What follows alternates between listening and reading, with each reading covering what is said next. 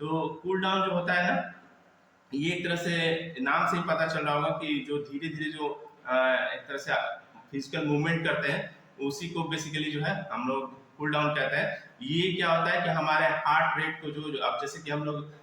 Exercise किए तो उस समय हार्ट हमारा क्या हो रहा था, बहुत तेजी से पंप कर रहा था, बहुत तेजी से ब्लड को सर्कुलेट कर रहा था पूरे शरीर में। तो जब कूल डाउन करते हैं तो हमारा ब्लड जो हमारा हार्ट होता है, जो दिल होता है, वो फिर धीरे-धीरे अपने नॉर्मल रेट पे आने लगता है। मतलब जिस जो उसका नॉर्मल पंपिंग का जो रेट होता है, मतलब सिकुड़ने फैलने का जो दर होता है, उस पे आने लगता है और हमारा शरीर फिर से जो है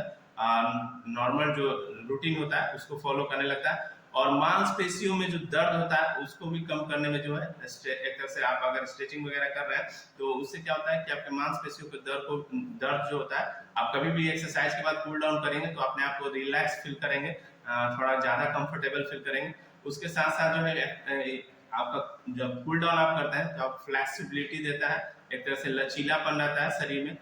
बहुत अच्छे तरीके से जो है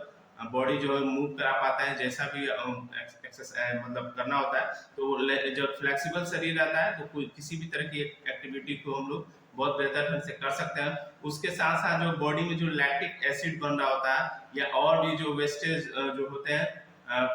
जो भी हमारे शरीर में वेस्टेज होते हैं, तो उसको भी रिड्यूस करने में जो है ये हमारा जो कूल डाउन होता है बहुत ही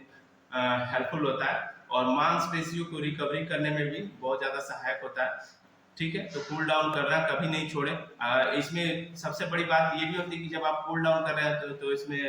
जो जोखिम, जो एक तरह का खतरा होता है वो भी कम होता है, क्योंकि ये स्लो प्रोसेस होता है, धीरे धीरे किया जाता है, जिससे क्या होता है कि हम आसानी से एक्सरसाइज को समझ जाते हैं, आसानी से करने लगते हैं, तो इसमें रिस्क भी कम होता है। ठीक है,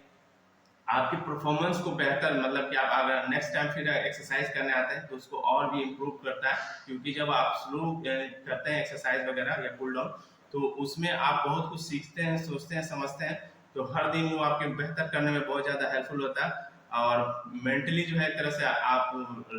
रेस्ट की तरफ जाने लगते हैं, क्योंकि जब हाई इंटेंसिव वर्कआउट होता है तो उस समय बहुत ज़्यादा तेजी से ना सिर्फ हम फिजिकली एक्टिव बल्कि मेंटली भी हमें बहुत फोकस होना पड़ता है, बहुत अच्छे तरीके से ध्यान देना पड़ता है, नहीं तो मिस्टेक्स हो सकते हैं। कूल डाउन के एग्जांपल क्या क्या हो सकता है, तो कूल डाउन का एग्जांपल आपका स्ट्रेचिंग हो गया, स्ट्रेचिंग वगैरह जो आप देखते होंगे कहीं पे लोग करते रहते हैं स्ट्रेचिंग, या फिर यूट्यूब पे भी आप देख सकते हैं। तो स्ट्रेचिंग वो बहुत ही अच्छा एग्जांपल है कूल डाउन का। या फिर आप हल्का फुल्का जो कार्डियो कर रहे थे अभी आप लोग, जो भी स्लो एक्सरसाइज हो रही थी, हल्का फुल्का जो भी एक्सरसाइज होता है वो भी आपका जो है कूल डाउन में ही आता है। उसके साथ साथ जो डीप ब्रीदिंग होता है, जो गहरी लंबी सांसें हम लोग लेते हैं छोड़ते हैं, तो ये भी कूल डाउन का ही एग्जाम्पल है। तो